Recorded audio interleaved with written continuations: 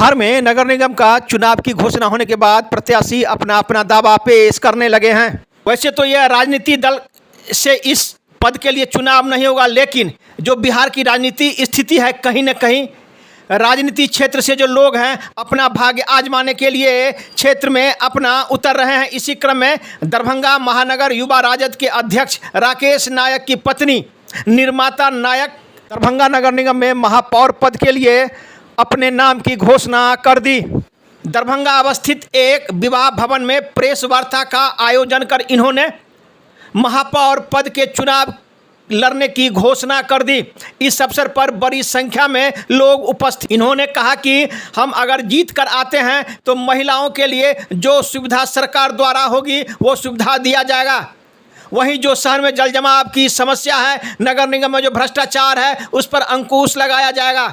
वहीं इस अवसर पर निर्मता नायक के पति एवं राजद नेता राकेश नायक ने कहा कि हम लगातार जनसंपर्क में हैं एवं लोगों के बीच में सामाजिक कार्य कर रहे हैं। इसका फायदा हमें भी मिलना चाहिए और इस बार हमारी पत्नी जो महापौर पद की प्रत्याशी हैं, उन्हें जिताने का कार्य करें। यहाँ की जनता लोगों ने क्या कहा, क्या इन लोगों की योजना है, सुनिए इन्हीं लोगों की जुबानी। दरभंगा दर्शन न्यूज़ से मनोज झा। है हर गली छोटे से बरसात में जल जमाव से परेशान होता। दरभंगा टावर की क्या स्थिति है, तो शहर में अनेकों ऐसे मुद्दे हैं जो विकास की ओर टकटकी लगाकर देख रहा है और बदलाव की ओर टकटकी लगा के देख रहा है। यह निगम भी कहीं ना कहीं चंद लोगों के द्वारा चलाया जाता रहा है कई सालों से। अब वो मौका दरभंगा के एक एक जन को मिलने जा रहा है जो अपने वोट से चुन करके निगम में महापौर और डिप्टी महापौर को भेजने का काम करेंगे। निश्चित तौर पे यह चुनाव कहीं ना कहीं दरभंगा नगर निगम में बदलाव की ओर, बदलाव के लिए चुनाव होने जा रहा है। और उस दिशा में अगर मेरी धर्मपत्नी निर्मता नायक जी को प्रत्याशी के तौर पे मैंने दरभंगा महापौर के लिए आगे बढ़ाया है, वो निश्चित तौर पे अगर इनको मौका मिलेगा तो दरभंगा के विकास में अहम भूमिका निभाएंगी, नारियों के मान सम्मान में अहम भूमिका निभाएंगे।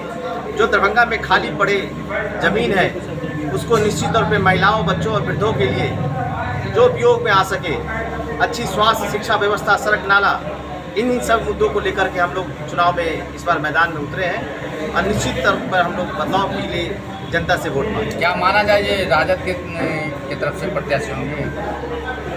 ये एक दलगत चुनाव नहीं है। आप अगर देखेंगे तो हमारे विपक्षी पार्टियों के भी 5-5, 10-10 उम्मीदवार हो रहे हैं। अभी तक मैंने अपने दल से, मैं एक सिंगल व्यक्ति हूँ जिन्होंने ये घोषणा किया है कि मैं महापौर के चुनाव के लिए मैं अपनी पत्नी को चुनाव लड़वाने का प्रयास कर रहा हूँ यहाँ से। तो आगे क्या होता है वो देखने वाली बात है, लेकिन अब तक मैं एक अकेला व्यक्ति हूँ। आपके दल से और प्रत्याशी आएंगे तो उनको मनाने का प्रयास किया जाएगा?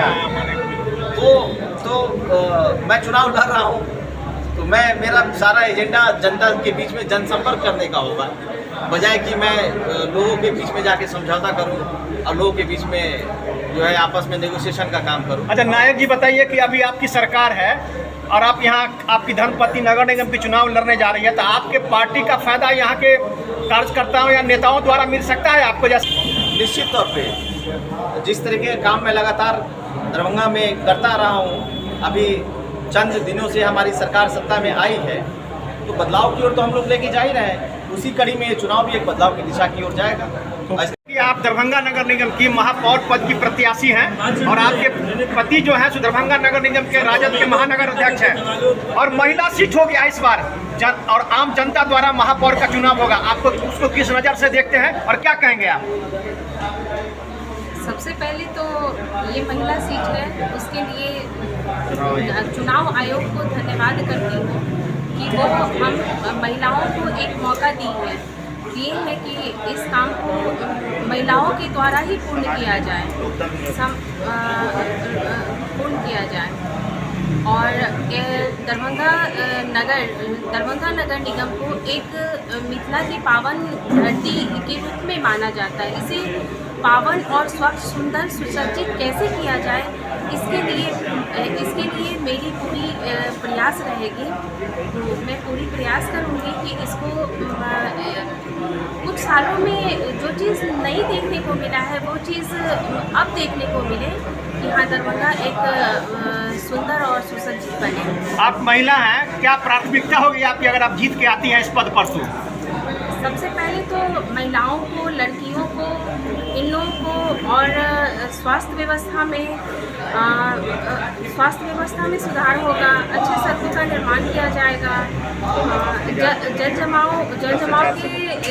जमाव की परेशानियों को देखा जाएगा, भ्रष्टाचार मुक्त समाज बनाया जाएगा।